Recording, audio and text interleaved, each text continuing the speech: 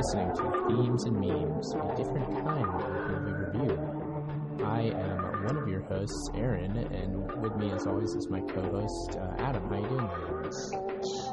Yeah, not so bad, Aaron. I am in the middle of winter here in Scotland, so it's not all that pleasant, especially considering the fact that I've just spent a month in New Zealand in the middle of summer. But apart from that, I'm okay. Things are good, and I'm looking forward to getting back into Themes and Memes. Yep. And listeners will be aware that we've been away for a little while. We do produce one of these podcasts every month, and we want to reassure people that we're going to continue to do so. And don't worry, right? Yeah, exactly. We just had a bit of a break there. I spent a month, back home in New Zealand, and couldn't do much in the way of recording when I was there. And then you've had your own stuff going on over Christmas, and it's been pretty crazy. So, bit of a delay here, folks. But this is January's episode, and we will be putting out another one shortly as well. So you can keep expecting monthly, installments from us. Yeah, we're going to keep doing the movie reviews where we watch a certain movie and we give our thoughts on it. And today on the show, we're doing something a little different, actually, but it'll be fun to switch things up a bit here, I think. The idea is to talk about films that we watched when we were young children, and just to discuss that, I guess. What are you thinking going into this here, Adam? Well, and in some ways, it's almost like we're kind of picking off from where we left off in our last, review, which was kind of covering all of the films that we'd reviewed in the past 12 months, and then talking just about some general trends and themes and memes that we'd seen in all of those films, and then, just sort of mentioning a few other bits and pieces that kind of related to that. And I don't know, I guess to me, it kind of feels like we may be picking up from that conversation and continuing that conversation and expanding it out in some ways. So it's more of a general type of discussion, as you say. We're not discussing one particular film here. We're just going to be sort of talking about a whole bunch of different films, especially stuff we watched when we were growing up, when we were kids, and kind of reflecting on how we perceived the film then, and sort of how we perceive it now, and all that kind of stuff. Childhood memories alone are crazy enough in their own right, and I'm talking about childhood memory of just something you yourself did. And even the way that you see things when you're a child is so much different. So, with that in mind, watching a film that we know, and we talk about films here on Themes and Memes, how they have ideas meant to shape the opinion of the public. It's just strange to think of, the child consciousness, a little child, and that weird frame of mind that you're in when you're a child, watching films and understanding that films do have a persuasive effect over their audience, and just sort of the two huge forces colliding there, the child mind and the predictive programming culture creators. Any thoughts on that real quick before we get into this, Adam? Well, yeah, I mean, obviously, I think what we're probably going to be discussing here is how certain ideas through various predictive programming and propaganda techniques can be sown in the minds of a young generation at quite a young age through popular media and popular film, especially films that are directed to kids and stuff like that, to prepare them for changes that have been planned in the future. And so young minds are fertile ground for planting seeds. And so it's very interesting to look back, as adults now, and look at how some of our worldviews or some of our thoughts or particular viewpoints may have been influenced by some of these films that we saw at a young age, and perhaps what those films were intended to elicit in a younger audience, or perhaps just an audience in general, in terms of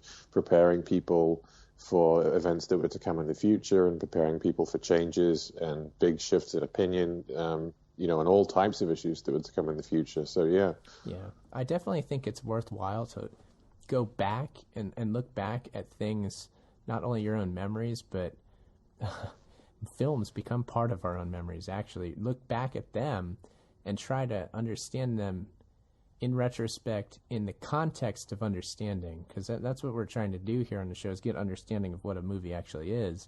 Now that we have understanding, it's worthwhile to go back into the past and try to get understanding of what was going on back then in the 1980s, 1990s for us, you know what I mean? And I guess I'll just start things off here with a film that definitely is burned into my brain forever. Certainly, like the imagery and certain parts of it for sure. That would be Short Circuit. 1 and 2. The first film and the sequel, I believe I saw both of them in the theater, if I remember correctly. Definitely the second one. I'm pretty sure I watched the first one in the theater too. And this is, of course, a film about a robot that has artificial intelligence. It's an artificial general intelligence. So it's this machine that moves around, and it actually has feelings and emotions. So it's an emotive machine. Do you any thoughts on that movie, Adam? Yeah, it's funny because I remember seeing that film, when I was a child, but I can't remember much of it from watching it as a child, but I definitely rewatched it in the last few years, and I just remember that scene at the beginning where there's this kind of military industrial presentation of all these new kind of war machine robots that they had developed for warfare purposes, and they're all going to do these big sort of displays on some training range or whatever it was, and one of them gets struck by lightning. That's what happens. becomes sentient because they're basically just programmable robots. They're automatons, before then, and all there's like 20 of them, Yeah. But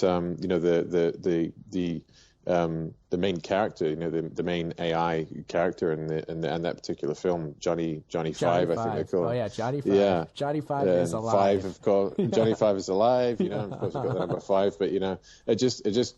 Yeah, I always remember, well, not always, but I definitely, when I look back at that film, sort of, as an adult, within the last couple of years, it always struck me as being very significant that, you have a whole bunch of, robotic automatons, and one of them just happens to get struck by lightning and imbued with sentience and consciousness and awareness, and the film kind of takes off from there. Boy, I'm glad you mentioned that lightning part, because I hadn't remembered that's what happened.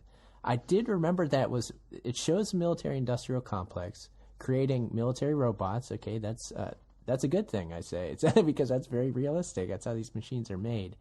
But I forgot what set Johnny Five apart, and the fact that he's struck by lightning is obviously symbolic. The light of Lucifer, the lightning bolt, all that going into that, and the number 5, like you said, being a magical number. So some sort of the light touches upon him, and he gains this actual consciousness, and that changes things, changes the dynamic of things. It's crazy. Yeah, exactly. Because he's just, as I said, a programmable automaton, with no self-awareness whatsoever. But then, we have the whole highly charged, image of this, this in terms of occultism, this lightning bolt, striking it and, basically, transforming it from an assortment of mechanical parts into a sentient life form. That's right. And, at that point, the machine makes the decision to try and escape its owners, its creators. So it kind of, you've also got the theme of the robot or man's creation overcoming man as well, because he manages basically throughout the film to evade the military-industrial complex. He takes refuge in some sort of nice young woman's house, and she sort of protects him and keeps him safe, and so you've got that theme running within that film as well. Upon reflection of the whole concept of this automaton being imbued with consciousness via, being struck by lightning, and then sort of, overcoming, using his sentience and his intelligence to overcome his creators. There's definitely a lot of human-machine bonding, particularly with the audience in Johnny Five, because he's such a lovable character. He's like, oh, he's a cute little robot. So, you're getting to have a relationship with a living machine. So that is significant. And I'll also... you mentioning the lightning bolt, I think something connects this in the second film, the second Short Circuit. At the end, Johnny Five is made out of solid gold. So he's regular metal at first, but at the end he's turned into gold, and it's like sort of alchemical alchemical. Yeah. Yeah, I can't remember seeing this. I mean, I'm pretty sure I must have seen the second one, but it was so long ago that I can't remember much of it, to be honest. It gets pretty hilarious the second. At the end, he puts on like a mohawk and he gets all mad and he chases this guy in a boat and they're playing Bonnie Tyler music. It's pretty hilarious. Oh, actually, you know what? That Bonnie Tyler song actually has intensely occult lyrics charged in there. It's all about a hero, so Johnny Five is the hero character. And that one. I need a hero. Yeah, I need a hero. There's a lot of lyrics in that song. Oh, yeah. That's quite amazing. Yeah, that song is loaded, yeah. Funny you mentioned that, yeah. Interesting. I can't remember seeing the second one in particular, but yeah, that's interesting for sure. I would just point out that the film is completely goofy and cornball and campy when you look back. However, in the midst of that, there is actually a lot of occult symbolism flying through there, and you got the whole human-machine bonding process going on throughout both films, so it's pretty significant. Yeah, it certainly is. But we've got a list of films here, and on the subject of human-machine bonding, whilst we're on it, I thought perhaps we might jump ahead a little bit to the Terminator series or franchise, if you'd like. Oh, absolutely. Because that one is something that's very, very interesting. I mean, Terminator, the first Terminator film, I believe, and I should have probably checked this, but I believe it's either 1984 or 1986. The first one was produced. And then the second one came out in 1992, which is when I first saw it. And that was just a massive, massive phenomenon, that film. Oh, yeah. That was huge. It was huge. I mean, that was a huge leap in CGI. We'd never seen anything like, the CGI and the effects that we saw in that film before. And the one thing that is very prevalent in that film is the whole change in tack that is taken in terms of the portrayal and the role of AI in the series. Because in the first film, the AI is the antagonist, it's the enemy, it's the hunter that tries to, track down the Sarah Connor character and kill her so that she can't give birth to John Connor, etc. Yeah, the Terminator is the monster. It's a monster movie, and that's a monster that's attacking. Basically, that's what it is. This is basically exactly. But in the second film, they kind of do a turnaround, and the very same Terminator is, the same model at least, is sent back in time to, to serve the opposite role, to protect the young John Connor and to make sure that he does survive. Because his future self has reprogrammed it and sent it back in time to protect his younger self. So there's a very distinct kind of. I don't know, change in tack, I suppose, in terms of the way they're presenting AI and on the subject of human-machine bonding. And we see an incredible amount of that in Terminator 2 with the young John Connor, who is fatherless, who's living with foster parents, whose mother has been locked away in a mental asylum, and he has virtually no connection with whatsoever. Having this, strong Arnold Schwarzenegger character come and play the role of the father figure for him. So there's a very, very intense, human-machine bonding. Sarah Connor even has an internal monologue where she's saying he's better than any father ever could be. Yeah, that's right. That's right. You're absolutely right. There's an internal monologue in that film where she talks about the fact she's kind of it's kind of a scene with them interacting as if they're kind of friends in the desert. And she talks about how, exactly how he is a better father than, any other father could be. And he's basically the best thing for him, because they've sort of bonded and got along, that's very interesting that James Cameron, decided to, and of course the script writers and all the rest of them, but yeah. James Cameron seems to be keen on doing this sort of thing. I mean, there's film after film that are examples of pushing the transhuman agenda as a whole forward big time in every aspect of it. Here we have the aspect of AI, artificial intelligence, machines coming to exist, real artificial general intelligence. Well, what would happen if they were created? Well, James Cameron comes in and gives the positive spin, the transhuman spin being that, these machines will be dangerous, obviously. You learned that in the first Terminator. But they're also going to be unavoidable, so if we can somehow take the good qualities of them and use that, then that is the only way to survive the bad qualities of those same machines. That's right. And we see this even more prevalently in the 2009 Terminator film, Terminator Salvation. I mean, of course, you've got the word salvation is pretty loaded. But you know, in the Terminator 2 film, basically what we have is the machine with human-like qualities, and that it has a kind of, you know, biological skin and everything like that, but it's still artificial intelligence. It's still a machine underneath. That is the savior, you know. So we sort of we take the AI and, you know, basically, you know, the same model of robot, and we just simply reprogram it to be the savior.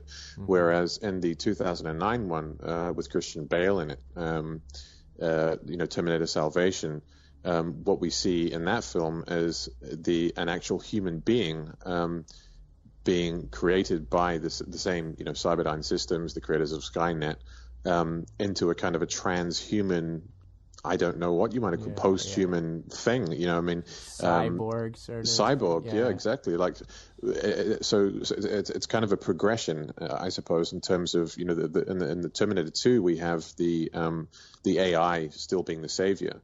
But not being able to really, you know, sort of do much. It becomes more biological as time goes. Well, yeah, it becomes more biological, and what it is it's basically, you know, portraying the idea that, you know, a human being with mechanical enhancements is the solution, is the salvation, rather than simply AI itself. Mm-hmm. You know, so it's kind of a progression of ideas, very much in line with the transhuman themes and agendas. You know. Yeah. I guess if you can get the good qualities of the human being, the consciousness, the emotions, and all that to be within the strong synthetic body, then you've got the ultimate thing there. And it's kind of like the same ideas that you see in the Short Circuit film too, is the gift of consciousness and emotion, and that if that can be realized within this artificial creation, then all is going to be all right ultimately.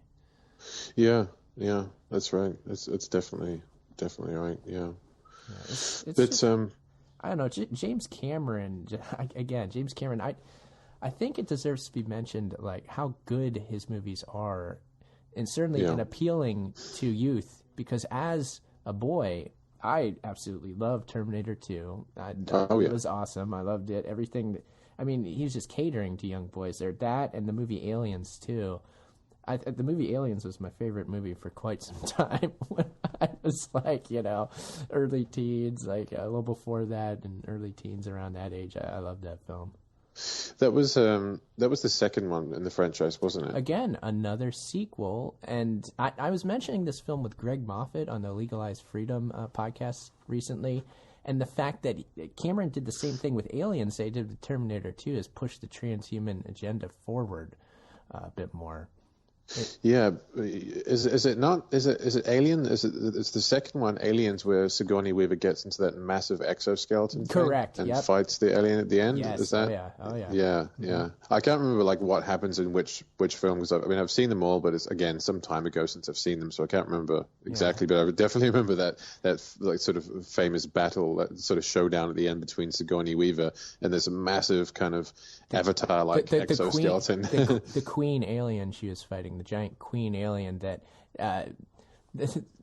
separated from her disgusting egg sac laying abdomen, you know, because it's like a giant bug, and you know she's shooting flames and grenades at it, and the egg sacs are exploding. And it's disgusting, but it's all pissed off, and it follows her in a spaceship, and she fights it with the robotic exoskeleton, which is basically like a forklift with legs, you know what I mean? But like a forklift a lot cooler.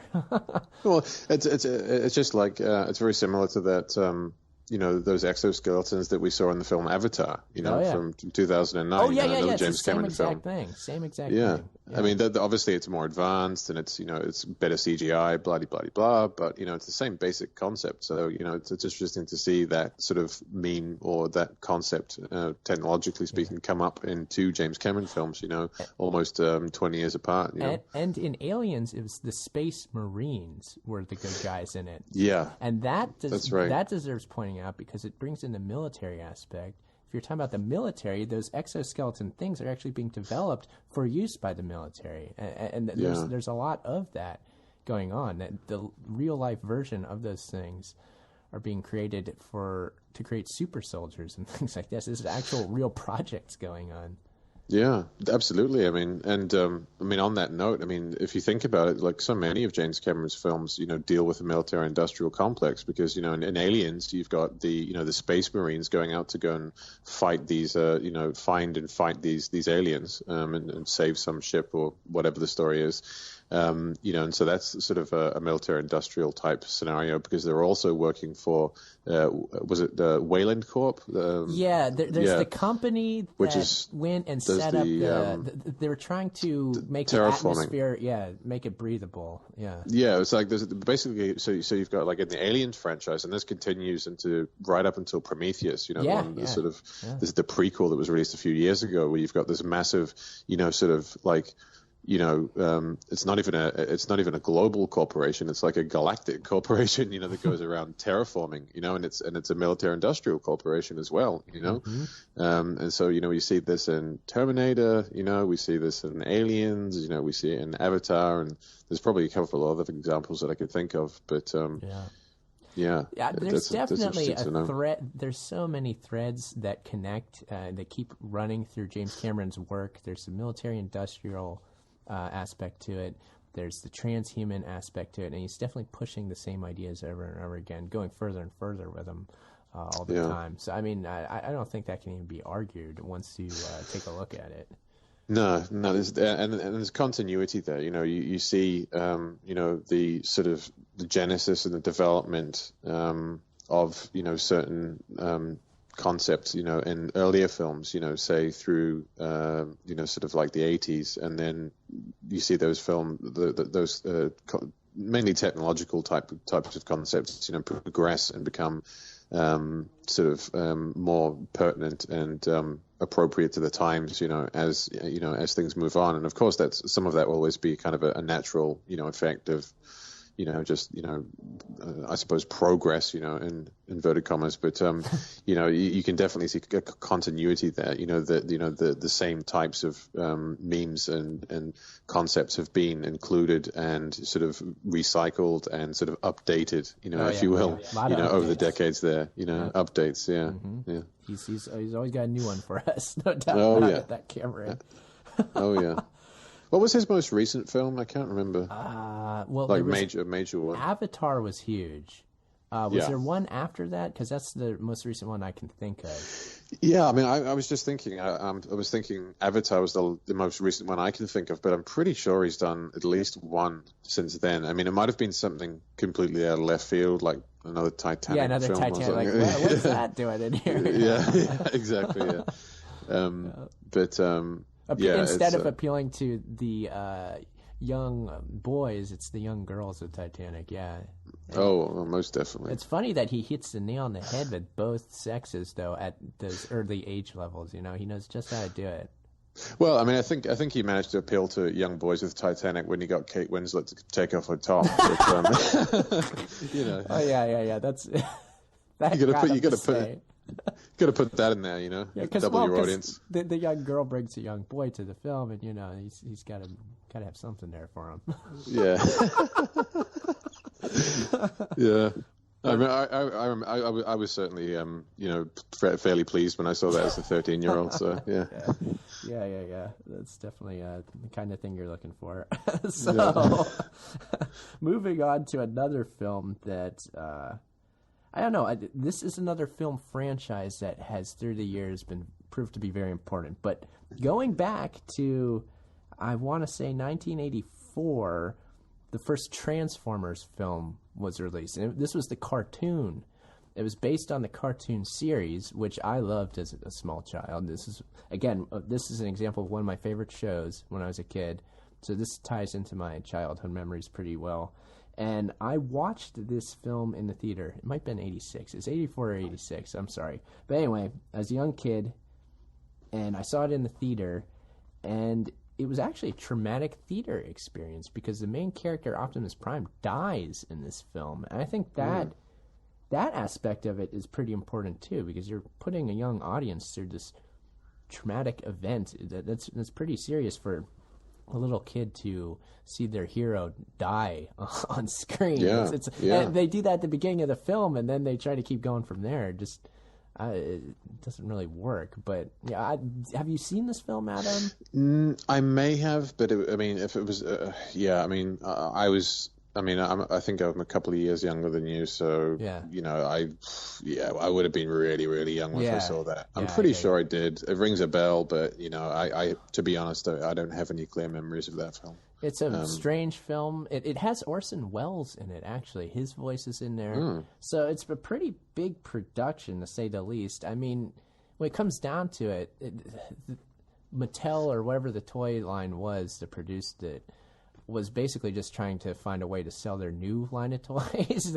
They just killed off all the old ones, and they introduced all these new toys so that, in hopes that you'll buy all of them. But I think a lot of kids, me included, it didn't actually work because I was just so devastated. I didn't want anything to do with Transformers anymore. It's like, well, Optimus Prime died. Like, that's about it. I don't want to buy these new things. There must have been some particular type of strategy for that in terms of killing off the hero and maybe rebooting the series in some other format. Or they tried to do that with the cartoon too. They tried to. I don't know how successful it was. I don't even remember that. Yeah, you gave up once Optimus Prime died. I did. Yeah. But if we're talking about franchises, modern day Transformers has become huge. The live action Michael Bay versions of Transformers movie has taken the franchise into a whole new generation, to a whole new realm of whole new levels of ridiculousness. Yes, exactly. Yes. Oh man. I mean, where do we even start with the reboot of Transformers? It's just I do definitely remember Transformers being really, really popular when I was a young child, and I definitely remember watching the cartoons, but I was so young at that time that it's very hard for me to remember what concepts were being pitched and some of the ideas that were in those cartoons, but the sort of the Michael Bay reboot franchise that started, I think, it was 2007. They did the first one, I think. I was right around there. It might have been even earlier, but it was about that time. Yeah, something like, I'm pretty sure it was 2007. But anyway, it's, as you say, I mean, immensely popular, and obviously, popular for people who grew up with the cartoons as children. Yes. But as we discussed in previous reviews, this stuff is absolutely loaded with military-industrial propaganda. Yes. Of all kinds, regarding all types of different issues. The films themselves are rubbish. They're terrible. There's basically nothing to them whatsoever apart from mind-blowing CGI, which as we have also discussed, is kind of suspicious in the way it works, and that it almost seems to put you into some kind of altered state of consciousness because it's so overwhelming and intense. And we've kind of theorized about what that might be used for, and we've sort of referenced some of the Pentagon statements about how they've been able to employ certain types of technology within the pixelation of films to induce certain altered states of consciousness. And, there's a lot going on in those films, but all I got to say really is that they're awful films, but people go and see them in droves. You know what's interesting is, for my generation that grew up on the cartoon and loved it and was devastated when Optimus Prime died, well, he's resurrected here in the new series. He's back alive again. So that sort of father figure archetype, the ultimate male leader archetype, has been brought back to life. So, your leader is back there to follow you at a later point in your own life, too. It's interesting to think about that. You get reunited. Yeah, you get reunited with the lost kind of hero, the lost father figure. Yeah. I imagine there's probably a lot of that going on for some people who are really, really into it. Oh, I can guarantee it. People love Optimus Prime, man. I mean, I did when I was a kid, and now that I'm an adult, I don't really care anymore, But there's a lot of guys who do. I can tell you, like guys my age, I know they do.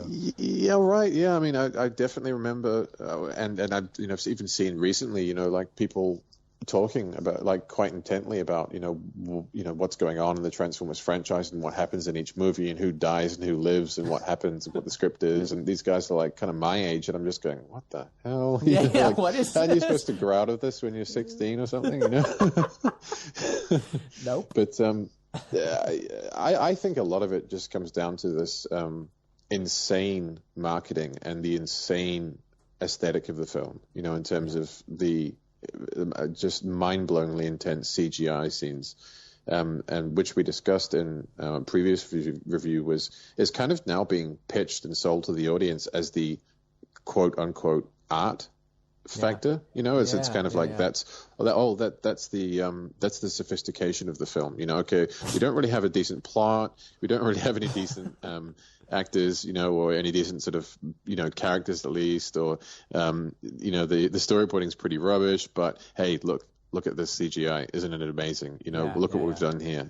So what else it appeals to the little boy in a grown man is like the new Camaro. I mean, like, yeah, that's dude stuff. They always care about the new Camaro and stuff like that. It's basically like if FHM magazine were to make a movie. You know what I mean? Yeah.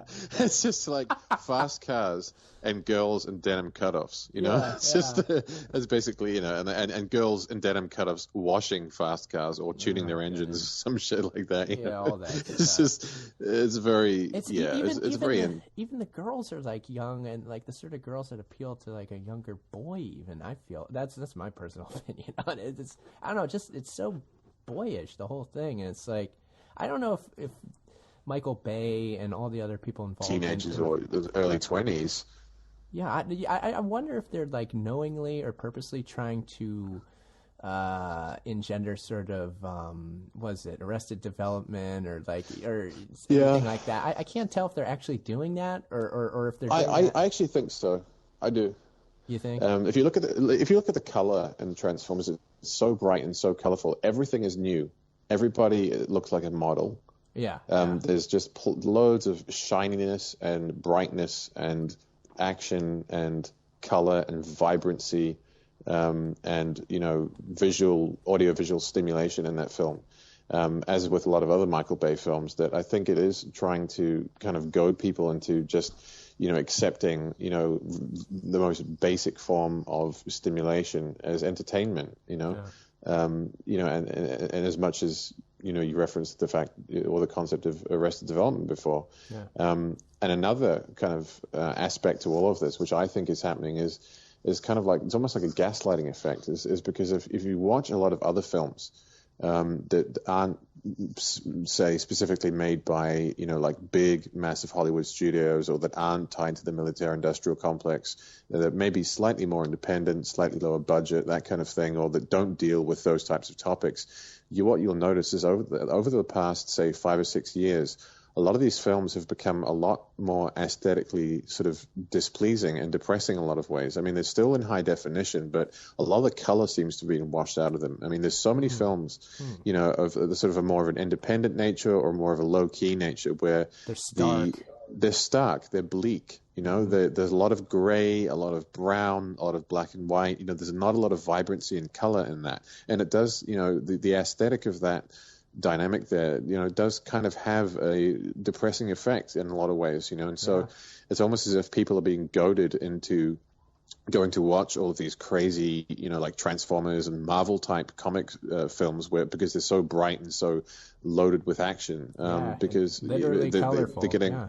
Yeah, they're so colorful that they're much more attractive and than a lot of the other films. So I think that's kind of a dynamic which is possibly being played out here, because I've just seen this trend so overtly, in terms of these other more low key films, which is they've got all the life and the color washed out of them, and so people will look at that and just kind of, after they've seen a certain number of films that are like that, they'll just be like, oh gosh, and then the big corporate kind of Michael Bay film, military industrial film comes along, and they kind of are more drawn to that, it's like eating like plain bread for a week, and then walking past McDonald's with all its bright red colors and smells, and I mean, maybe that's not the best kind of metaphor or analogy to use, well, but you know what I mean? Yeah. How about this? How about you give a kid gray Play-Doh, and then you set down like colored like red, yellow, green, blue Play-Doh next to him? Which one are you gonna pick? You know, it's probably gonna pick the colored one. Yeah.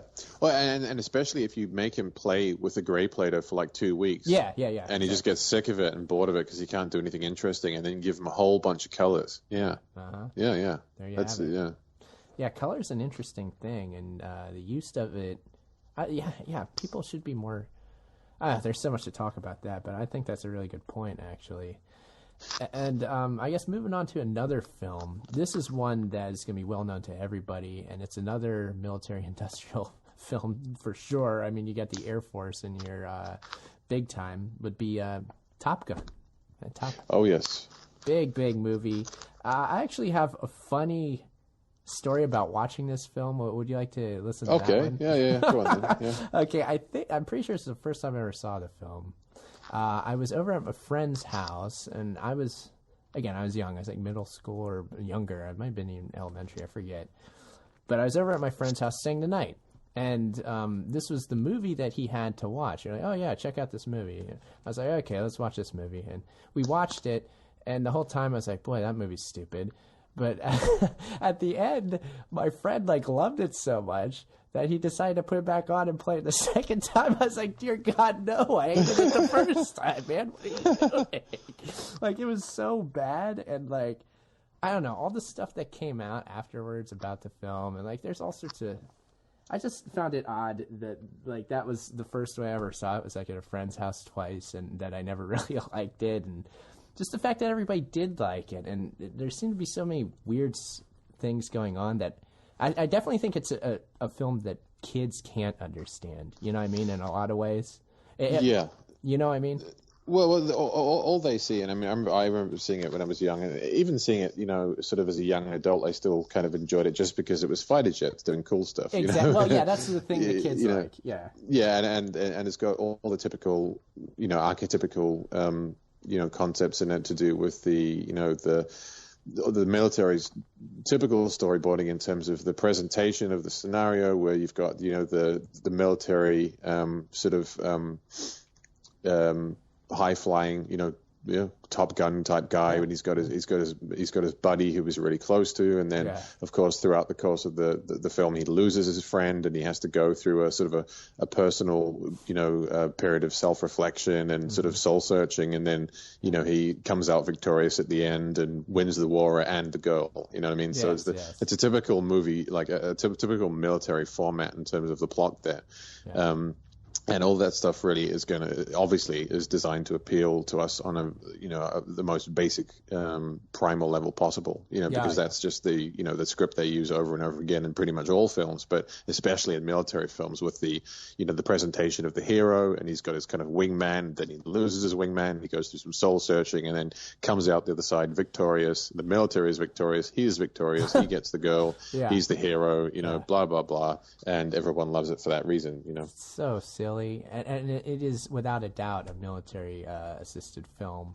Oh yeah, it was a Navy film, and you know what's interesting, just while we're on the subject of that, is the fact that that was incredibly successful in terms of recruitment. I believe the statistics were something around between the region of the applications for naval aviators after that film, and in the years following that film, I believe 4 years or so, went up between 60 and 80%. So they had a 60 to 80% increase in people who wanted to basically, fly jets for the Navy. Yeah. Okay. So that was a Navy Tom Cruise one, not Air Force. You know what? I know that part of that film was filmed in San Diego, big Navy town. I can't remember what part. I think the part where they're sitting there, in the chairs, and they first get there, and they're learning from the woman, the love interest woman. I think that was in San Diego at a base down there. Well, I mean, it is he's a naval aviator in that film. He's not in the Air Force. Okay. He's in the Navy. Okay. Navy. Okay. There's an odd aspect to this film too. The director. There's a very dark side to this director for sure. The director, I believe, is the brother of Ridley Scott. It's someone Scott. Oh, Tony Scott. Yeah, Tony Scott. He's the brother of Ridley Scott. Who committed suicide, like... Yes, he jumped off the Vincent Thomas Bridge between the port of Long Beach and San Pedro. He jumped off that thing a few years ago and he committed suicide. So there's something very dark going on with this guy. And I remember I think it was in some weird place, but I remember reading that he had said that he meant the movie to be some sort of like homosexual sort of thing, like, you know, the real love affair was between Maverick and his co-pilot Goose, and like the woman thing was just tacked on because they had to, you know, because it's a movie. But his idea as a director was that, you know, is like a gay film of sorts, and that's kind of interesting too. I don't know. Yeah, when you get that a lot in these military type films. I mean, the bonding and the brotherhood that comes from, you know, military service, you know, is obviously very deep. And I think, you know, some of these films, you know, pick up on that and sort of explore some of the undercurrents, you know, some of the sort of homoerotic undercurrents that probably do exist in a lot of these scenarios, you know.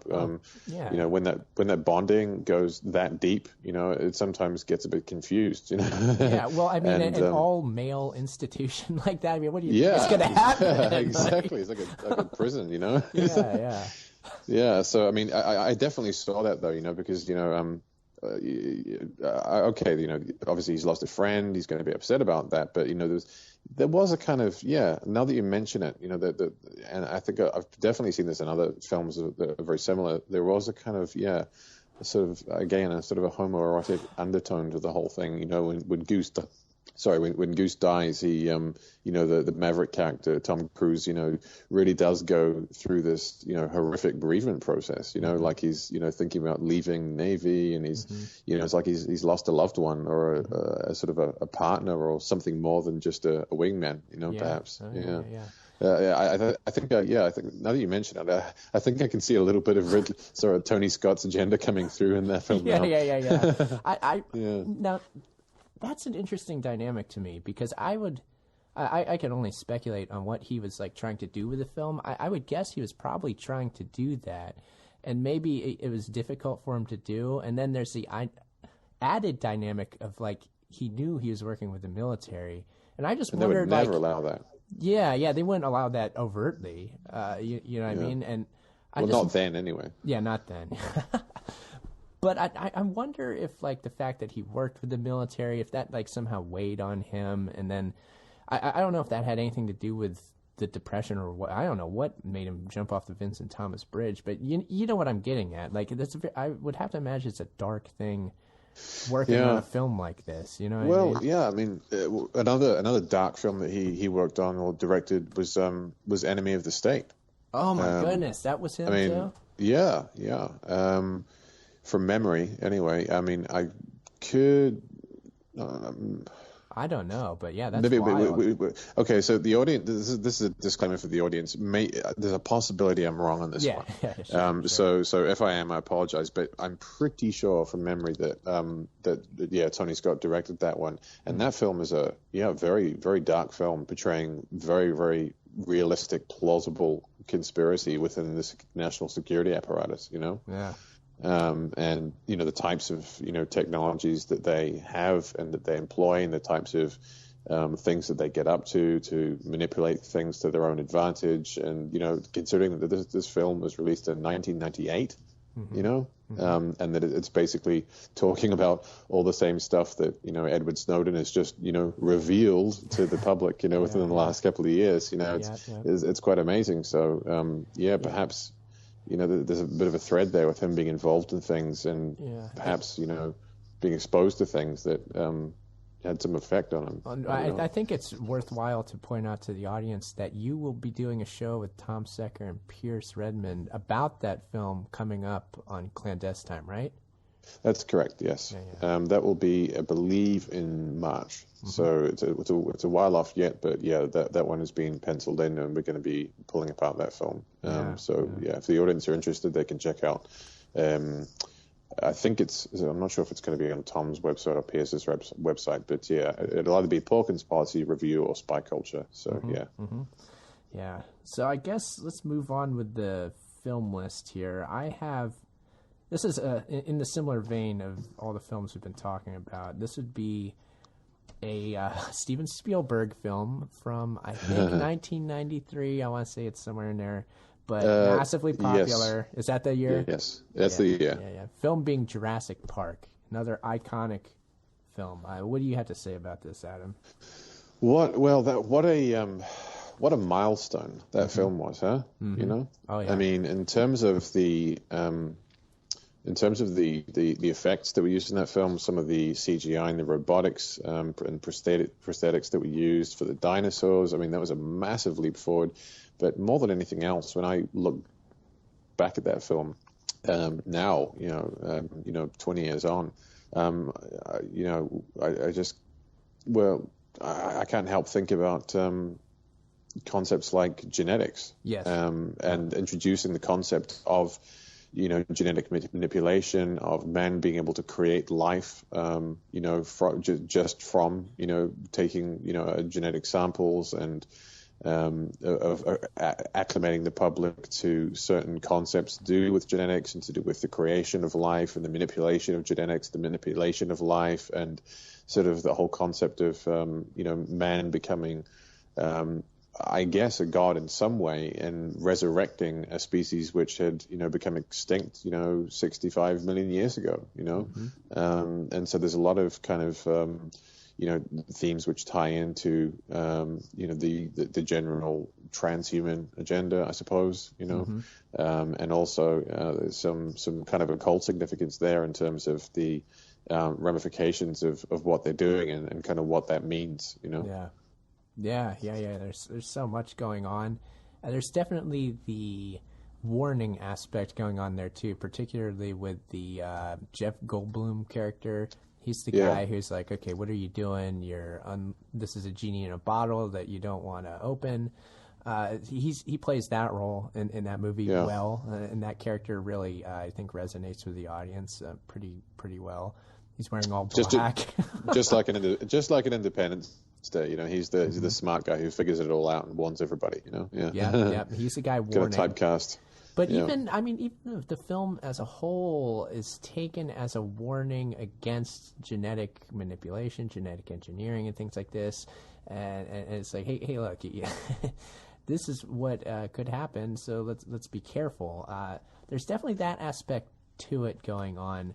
Do you think? What do you think about that? Well, I think yes and no. I mean, I think in a very general sense, yes, because the audience is presented with the whole concept of what they're doing in terms of, resurrecting a dead species through genetics, but the actual reasoning in the plot of that film for why everything goes awry and why the dinosaurs escape and start killing people and the whole thing turns into chaos is because of it's actually because of some corrupt worker at the Jurassic Park facility. Yes. So, Newman. people could easily, the big fat guy who tries to smuggle out the genes to some other company who want to do the same thing, he ends up sort of, making some mistake and like shutting the whole, the park security system down, and so it's not so much, I mean, obviously, some people could definitely come away with the impression that, this whole subject and concept is kind of a warning, but on the other hand, it's kind of like, well, if this corrupt guy, hadn't gone and shut the security system down, everything would have been fine. We would have had this great theme park. So it's almost, you could even interpret that as being, well, we need to have, genetics are all okay. We just need to have more security, So, Yeah, and the corruption of the human being is present there too. Like, hey, because the human being is corrupt, that's the real problem. Science is science, and it's kind of. Well, you know what we need to do, Aaron? We need to use genetics to make human beings uncorrupt. We need to uncorrupt them through genetics. Exactly. We need to perfect them. Yeah. Obviously. And the thing with this franchise is that the 2 and 3, Jurassic Park 2 and 3, were so bad that I can't remember where they even took the themes and memes in later. You know what I mean? Can you remember? It was just a ridiculous continuation of the same basic theme. Like I remember I saw the second one, which is called The Lost World, where a group of scientists went back to the island, to sort of investigate what had happened, and this whole sort of unleashing of the dinosaurs and everything like that. Mm-hmm. And there's all kinds of action and conflict, blah blah blah blah, and there's even some scenes where somehow they try and capture like a Tyrannosaurus Rex and bring it back to the mainland, and it escapes, of course, and goes and starts running through people's like suburban homes and stuff like that. And it's just stupidity. Yes. I think they were just trying to just milk that cash cow as for as long as they could. I mean, there were no doubt some significant themes and memes in it, but I mean, I haven't seen it since it came out, and that was like, I don't know how many years ago now. Yeah, so I feel like they're probably just trying to make sequels on those, and I don't know. I think that the new film coming out will be one to look for in regards to themes and memes. You know what I mean? Oh yeah, I'm definitely aware of that. I'm pretty sure I've seen the trailer, but I see so many trailers that it's hard to remember what's what these days. But obviously, if they're going to be rebooting Jurassic Park, there's going to be a pretty heavy emphasis on genetics and on a lot of transhuman themes and on the progress of technology and science and evolution and all the same stuff that we see in all the other films, but encapsulated within the perfect vessel, being Jurassic Park, because they've already established the reasoning and all the conceptual matters in that film, and so they can just expand on that and just move it off in the same direction that everything else is going. So I mean, I think that's what we can probably expect from that film. It's definitely something to look for. And I mean, the first Jurassic Park, it's not going to get better than that film. It was a good film, and another film. I was like 13 years old when it came out. I loved it. It had everything I wanted. It was, again, one of my favorite films as a kid. So they hit the nail on the head with that. Spielberg knew what to do. So it's definitely one that affected a lot of people in a big way. And it definitely got the discussion on genetics started, to say the least. Yeah, that was kind of what I was kind of getting at there is I think in a big way, even though we might have seen films prior to that which had dealt with genetics in various scenarios and iterations, I think that was one of the big films in terms of kind of launching the discussion, as you say, and really sort of presenting this whole concept of genetic creation and genetic manipulation to the general public, to a mass audience, and getting them to kind of be aware of that and start thinking about that, and eventually kind of grow to accept that this type of technology is in existence. It's just going to keep developing. It's just going to keep progressing and moving on, and this is a part of reality now. I think that film was definitely a milestone in that kind of thread, if you will. Oh yeah, without a doubt. We've covered quite a few films. Did you want to talk about any more here, Adam, or what are you thinking? Well, there's so many. I mean, one thing that always interests me is, the whole concept of how we can look at films that were, say, produced when we were kids, like say in the the 80s or the 90s, and then look at the remakes that have been done, say, within the last 4 or 5 years or thereabouts, and just notice the differences in terms of this kind of the spin that's put on things, and all the kind of the updates in terms of technological concepts and the sort of changing moral, social, and political values of all these types of ideas that are in these films. And I mean, there's a whole bunch of them. But I mean, what are some of the ones that they've done recently? They've done Judge Dredd. Yeah, Judge Dredd. They remade that. Yeah. Yeah, I mean, I remember when that film first came out.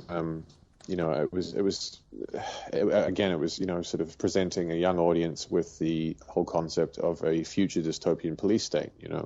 Where the police would serve the role as judge, jury, and executioner. And that we were living in such a horrific, sort of unstable, chaotic time in the future that there was a need for this type of service. There's a need for these judges to do what they're doing.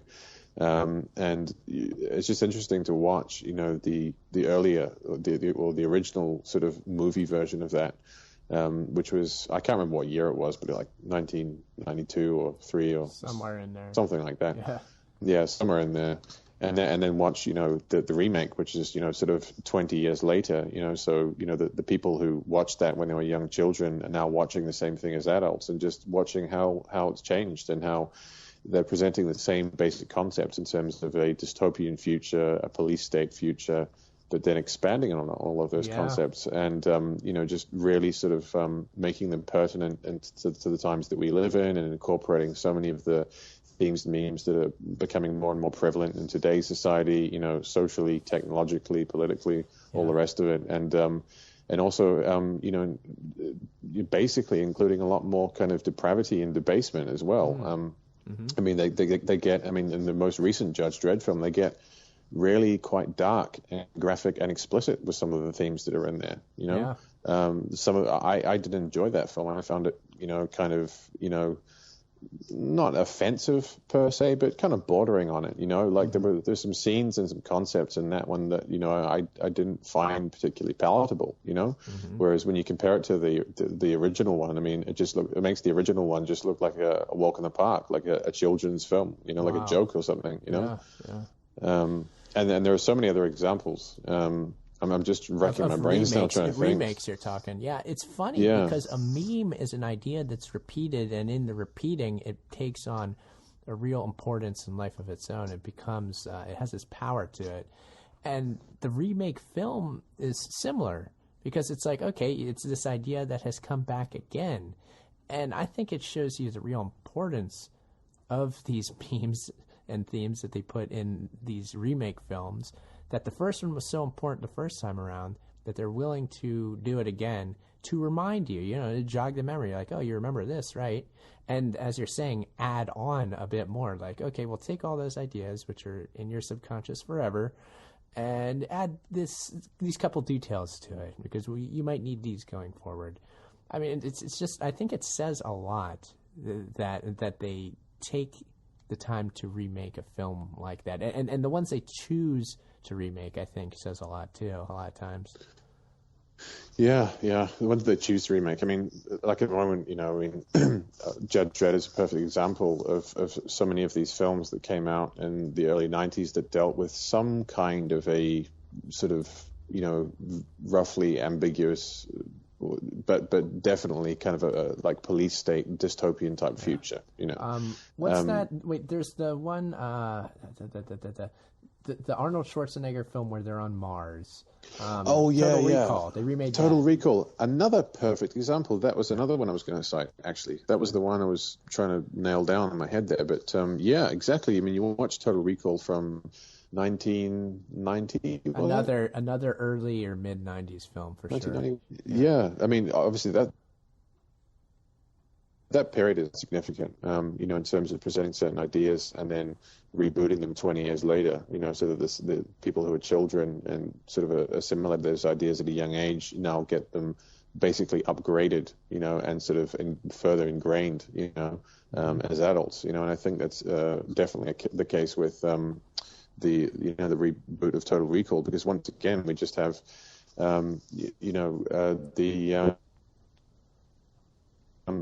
of all the same ideas that were presented in the first film, but in a very, very modern context with, a whole set of new norms which we would never have seen in the original one. I mean, for example, in the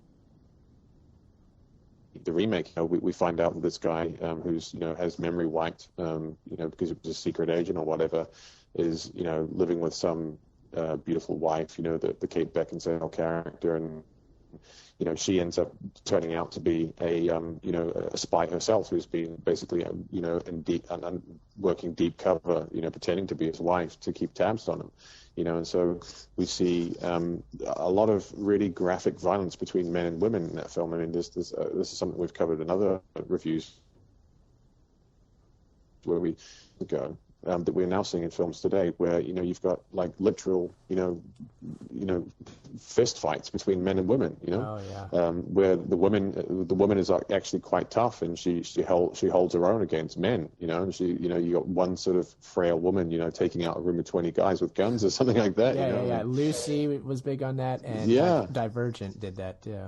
Exactly, and there was that other film with Gina Carano that we mentioned in another review that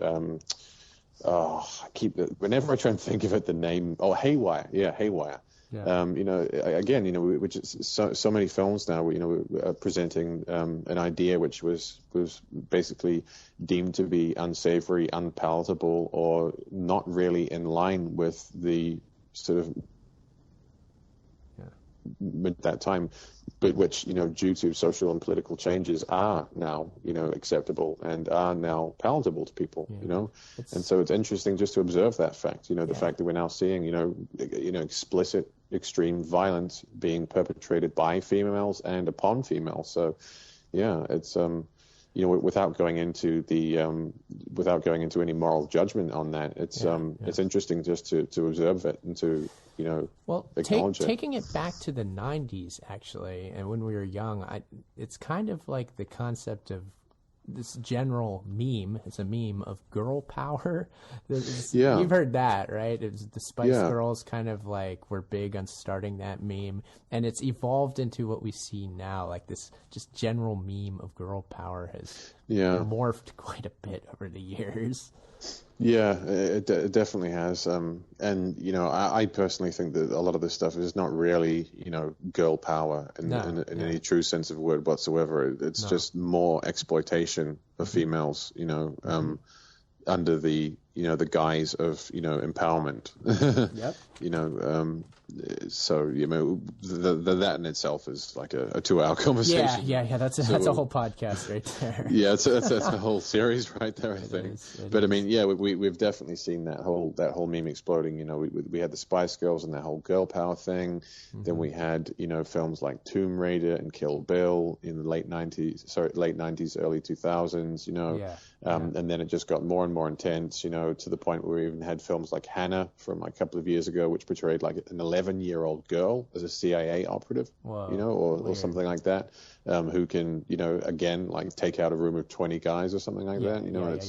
And so many other films. That reminds me of the Pippi Longstockings book and movie. When I was a small child, that was popular. So it's a similar idea a long time ago. And you know what? I'm really regretting the fact that I haven't seen the Spice Girls movie ever here, Adam, because I think that would really bring something to the table here. Yeah, I would almost take the opposite point of view and say that I regret seeing it. Oh, you have seen it? Okay. It was awful. I mean, I saw it as a 13-year-old when it came out. Sure. For the reasons that a 13-year-old would go and see, a 13-year-old male will go and see a film like that. I actually saw it twice at the cinema. I'm embarrassed to say, but okay. It was pretty awful. There was no real plot to it. It was basically just a musical with a few sort of basic plot devices interspersed between them. The musical sequences, I would have never guessed that. I would have thought it'd been highly intellectual, lots of deep concepts thrown in there. Yeah, about equality and feminist issues and all the rest of it. Well, at least that. Yeah, they could at least done that.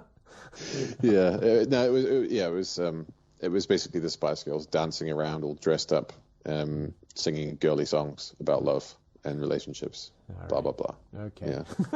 We'll add that to the pile of movies here.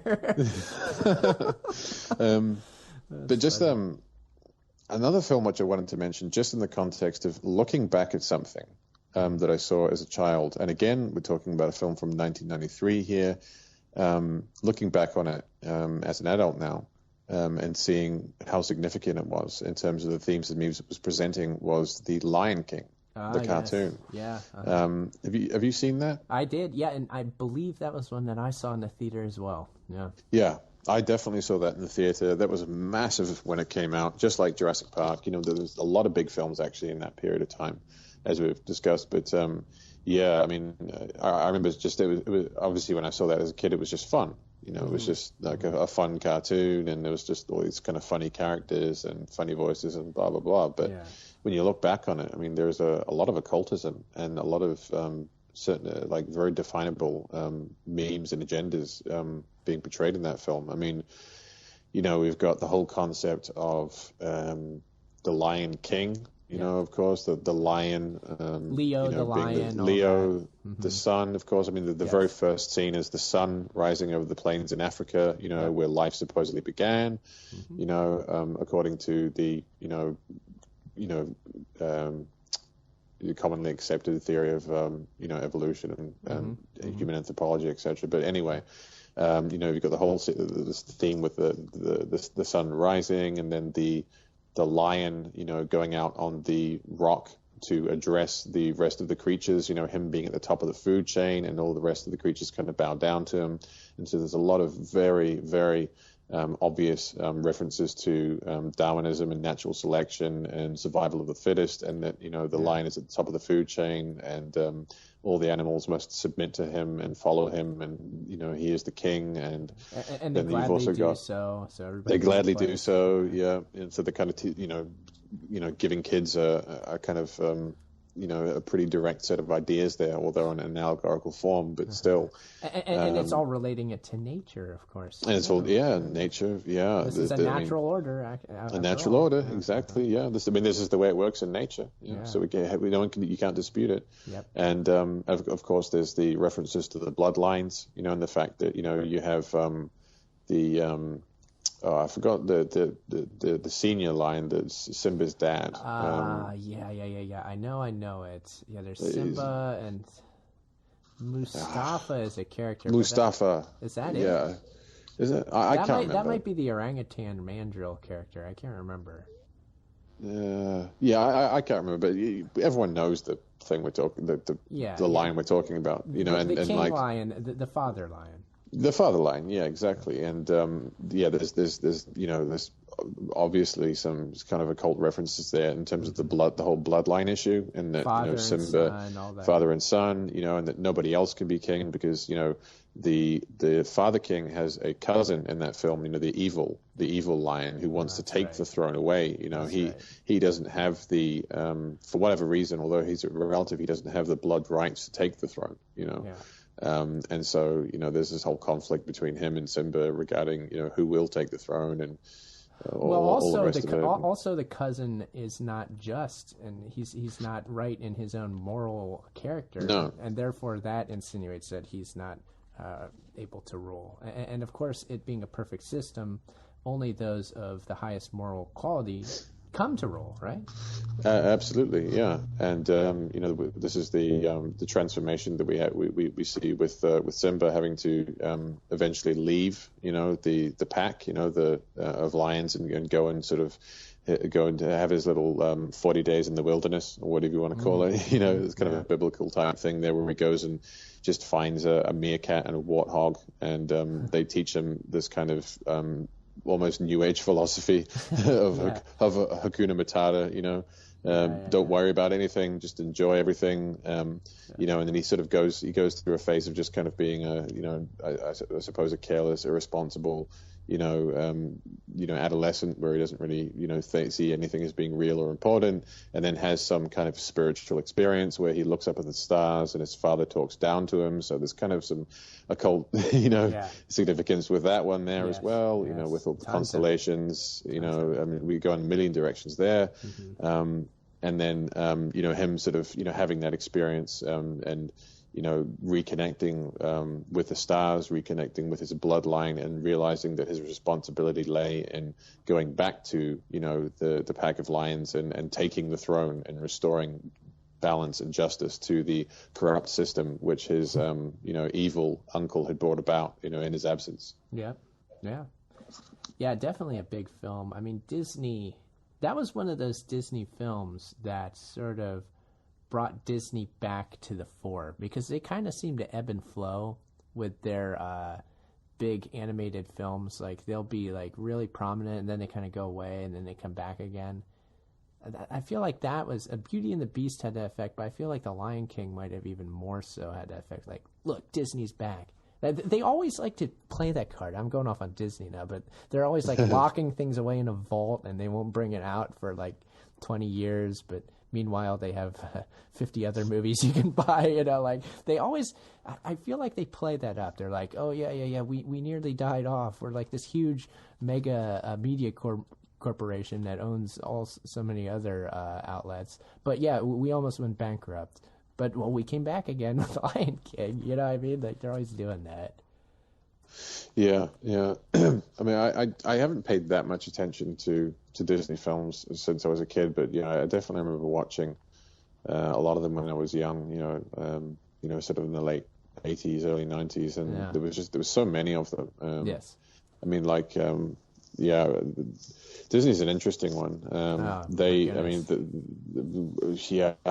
probably have to do a whole series on that as well. Yeah, if we're talking about the occult and occult concepts, gracious. Every single Disney movie is loaded with Yeah, and there's a whole kind of really weird, unclear, but sort of, I don't know, definable connection in some way between like the whole MK Ultra programs and mind control concepts and techniques and a lot of Disney films.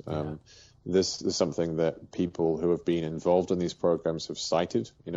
I'm pretty sure Kathy O'Brien cited it, and a couple of the other sort of whistleblowers who've come out of these programs. And then it was also sort of just coincidentally came up and illustrated in the Mel Gibson film Conspiracy Theory from 1997, where he's portrayed as being this sort of mad, crazy conspiracy theorist who's just portrayed as a kook and a nutcase, and everyone thinks he's crazy. But then it actually turns out that he was in fact an MK Ultra victim, and there's actually a scene in that film where his controller, paid by Patrick Stewart, actually puts him back into a controlled state of consciousness by subjecting him to Disney cartoons. So we actually see that in a mainstream film, which is quite interesting.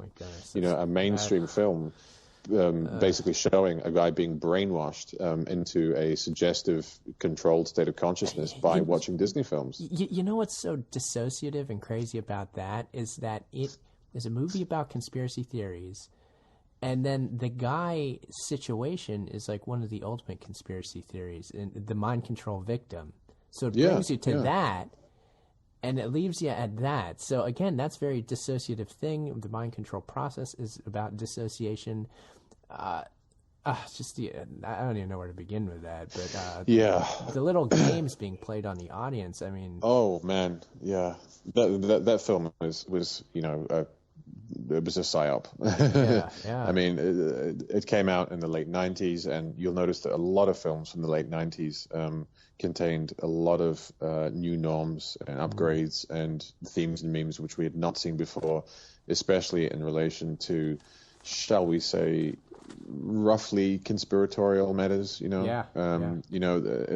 up to 2001, I think. And, I've got a whole... Bringing conspiracy culture into the mainstream. Yeah, I've got a whole kind of thesis on that period of time, of the late 90s and early 2000s, leading up to 9/11, and media and film leading up to 9/11, and bringing conspiracy culture and alternative thinking into the mainstream.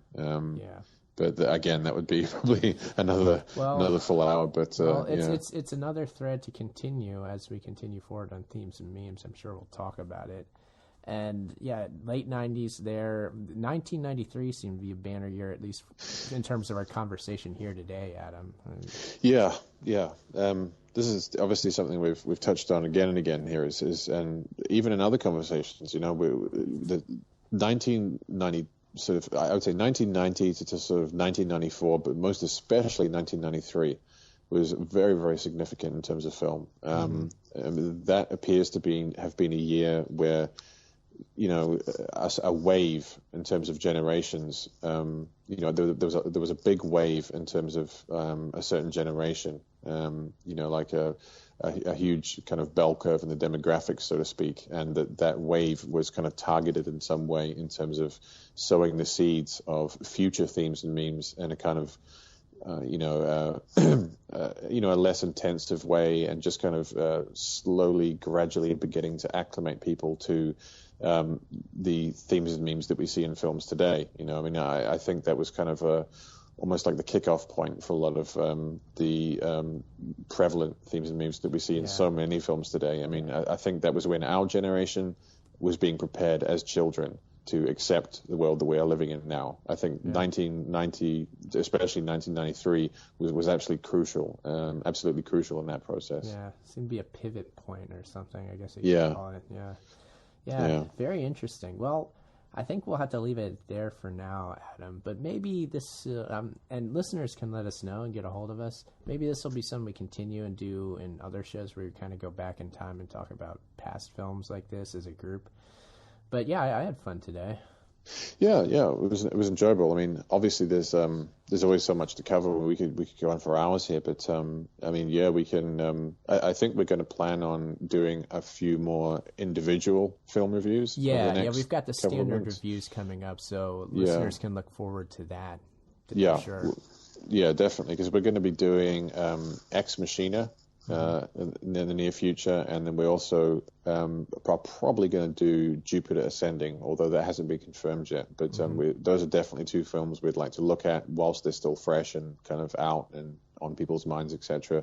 But after that, you know, I mean, yeah, we can come back to this type of stuff in future, and we can revisit these types of episodes where we just kind of take a broader look at things and revisit the past, and then look at the continuity of all these threads. And I definitely think it's worthwhile because it makes the current films, brings them into historical context, I guess you could say. Yeah, absolutely. You know, and you know, I you know, one thing I like to do here is reference, you know, some quotes, you know, whenever I can, you know, from you know, certain people who have written about these types of things. And I had a whole bunch of quotes here from Jacques Ellul, you know, from the book Propaganda. And this is something actually, you know, some of his quotes I referenced in the previous review that we did, but there's a whole bunch of them here. But there's one I was just looking at now where he's talking about, obviously, you know, the whole book is about propaganda, but he says that is why readjustment has become one of the key words of all psychological influence. Whether it is a question of adaptation to working conditions, to consumption, or to a milieu. And when he says, you know, milieu, we're talking about, you know, the whole, you know, spectrum of, you know, ideas and arts and muses and viewpoints and society in general. Yeah. He says, you know, to consumption or to milieu, a clear and conscious intent to integrate people into the normal pattern prevails everywhere. And he says, this is the summit of propaganda action.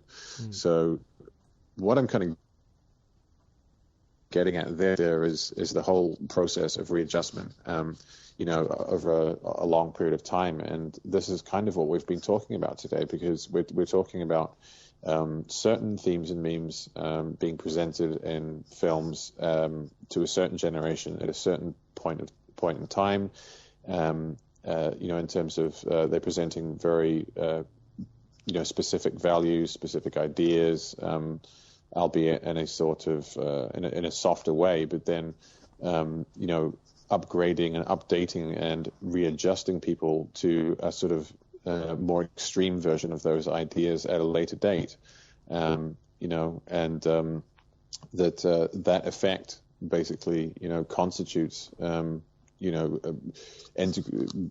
as he says, integrating people into normal patterns of behavior, you know, according to society changes over time, and as it does, people have to come to accept that, and films can be used to do that, to make people come to accept the changes that come along ever so more rapidly these days as well. Yeah, well, it's happening so much more rapidly these days. But I mean, I guess what we're getting at there is, again, you know, just the whole concept of, you know, the certain ideas being presented at one time, and then, you know, at a later date, once those ideas have taken root within the mind, readjusting and re-updating and re-upgrading. And not right across the spectrum. You don't throw out the old ideas. Yeah, you just readjust and rework them, because an old established idea is a real resource. You know what I mean? And again, that goes back to children watching movies, because the themes, the memes, the concepts put in those movies are in that humans' consciousness for the rest of their life. It's put in there as a child, stays there forever. And so that is sort of the material that the alchemists can use to reshape human consciousness as time goes on. Absolutely. And if you would just give me a moment, there's one other quote that I just want to read out here in closing, because it kind of leads on directly from what you were just saying there, Aaron. And he says, under the influence of propaganda, certain latent drives that are vague, unclear, and often without any particular objective suddenly become more powerful, direct, and precise. Propaganda furnishes objectives, organizes the traits of an individual's personality into a system, and freezes them into a mold. For example, prejudices that exist about any event become greatly enforced and hardened by propaganda. The individual is told that he is right in harboring them. He discovers reasons and justifications for prejudice when it is clearly shared by many and proclaimed openly. Moreover, the stronger the conflicts in a society, the stronger the prejudices, and propaganda that intensifies conflicts simultaneously and intensifies prejudices in this very fashion.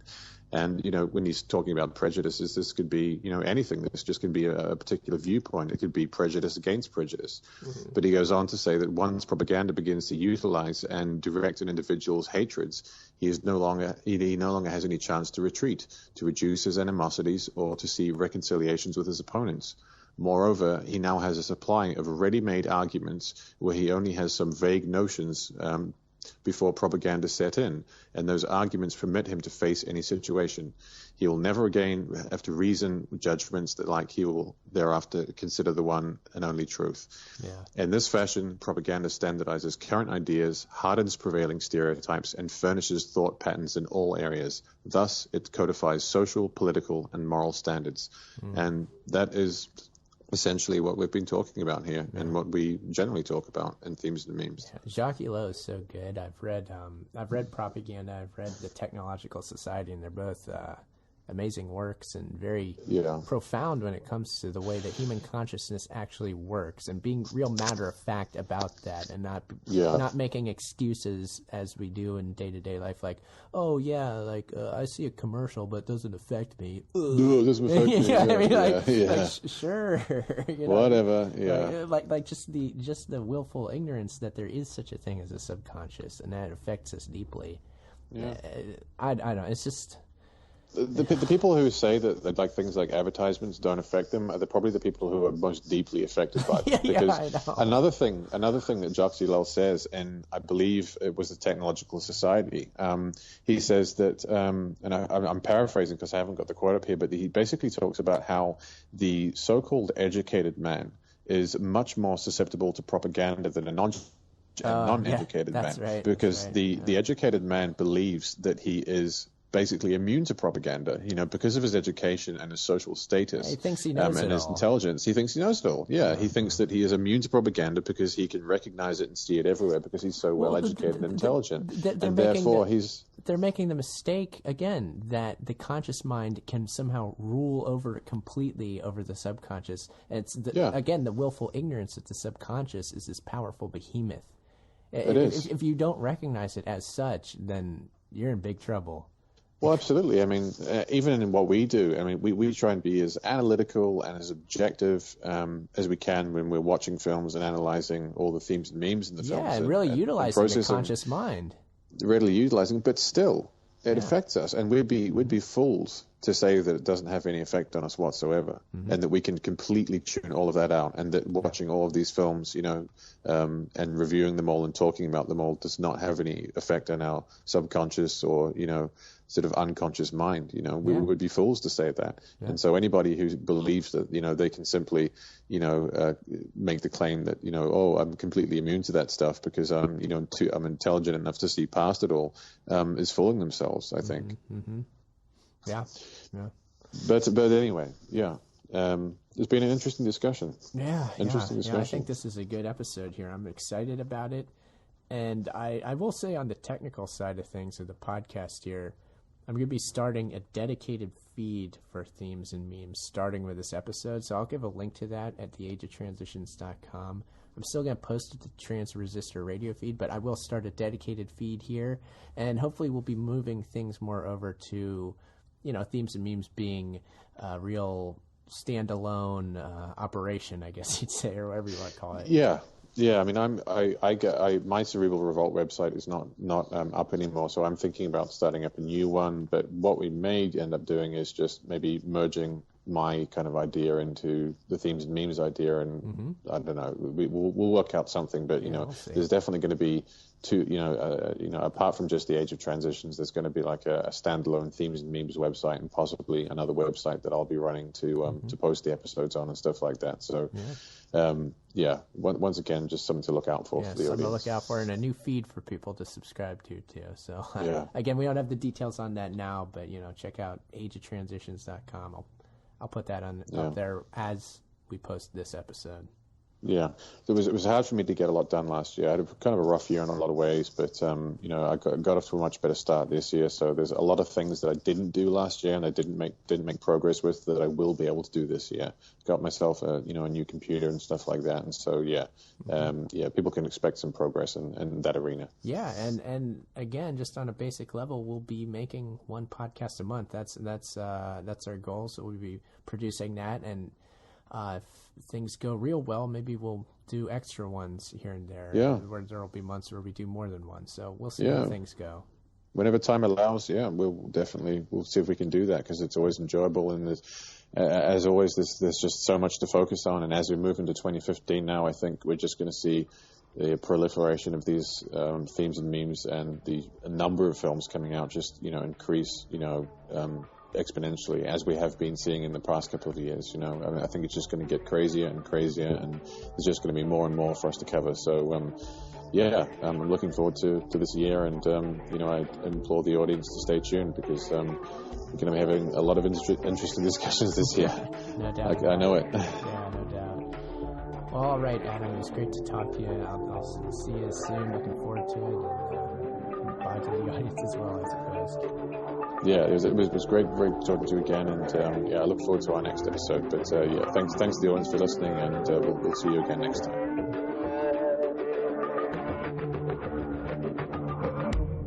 Today's episode of Themes and Memes was recorded on the 4th of February, 2015.